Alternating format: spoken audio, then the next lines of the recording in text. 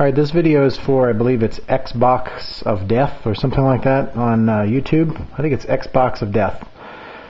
He asked me to make a video on the drawer that slides out on my control panel here. I'm not going to take the control panel off the top because it's screwed in and I don't really feel like taking off. It's kind of cumbersome to take off there and take on. But the drawer itself is in here one way and one way only. It's only on here with hinges on the side. I don't know if you can make them out, but on the side, right in there, there's a hinge right there, you can see it, and it slides out. And there's a hinge on that side right there, and you can see it. And that's the way it slides out. The actual slides are on the side of the drawer right here, and on the side of the drawer right here. All I did was, I went on, I think it was like eBay or something like that. They're really short. I think they're like 4.5 inches long or something like that. You just measure the distance from about here, right about the end of the bottom of the Y to about the middle of the M over here.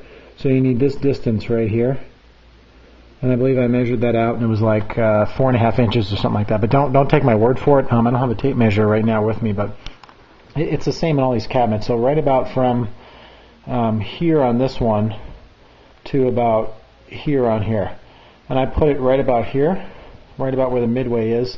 And it comes with little set screws, not little set screws, little screws that only go in about, about that far, so they don't protrude out on the side of the panel like so. But that's the way I put it together.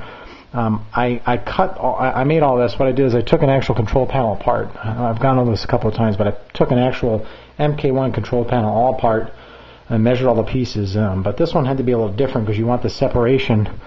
So when you pull the drawer out, you need a little opening right here along the top, so when you pull it out, it's not scuffing on it. And you can see the hinges that I put in there in all reality are broken. When I was moving it one day, I pulled it by the control panel by mistake, and the little hinges, they have ball bearings, and then the ball bearings all came out and made a mess. But it still works, as you can see. I mean, open and close is fine, but it's not as smooth as like your tool drawers, like the Craftsman tool drawers. That's the way it was, the ball bearing hinges on those slides.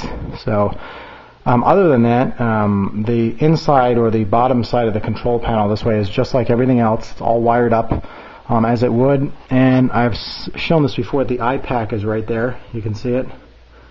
Here's the VGA cable right here that plugs in, and all the wires are plugged in. But as far as the drawer, like I said, the only thing that's in here is a keyboard and a mouse.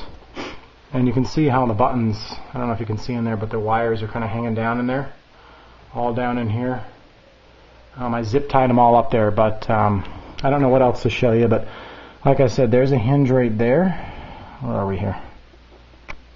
You can kind of see it right there, and you can see how it lines up nicely along there.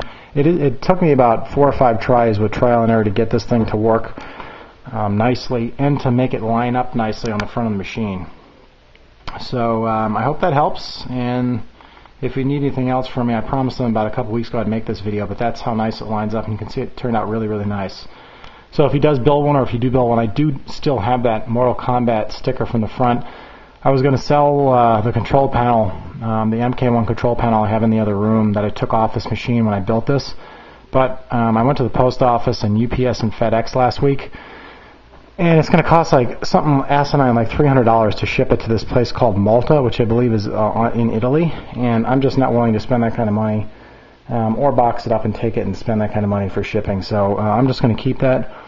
And like I said, if anything develops with it and somebody in the US wants to buy it, I'd probably sell it. But honestly, it's a pain in the ass shipping these control panels. The boxes are abnormal in size. So, hope that helps you, and if you need anything, just shoot me a PM on YouTube, and I'll be happy to answer it for you.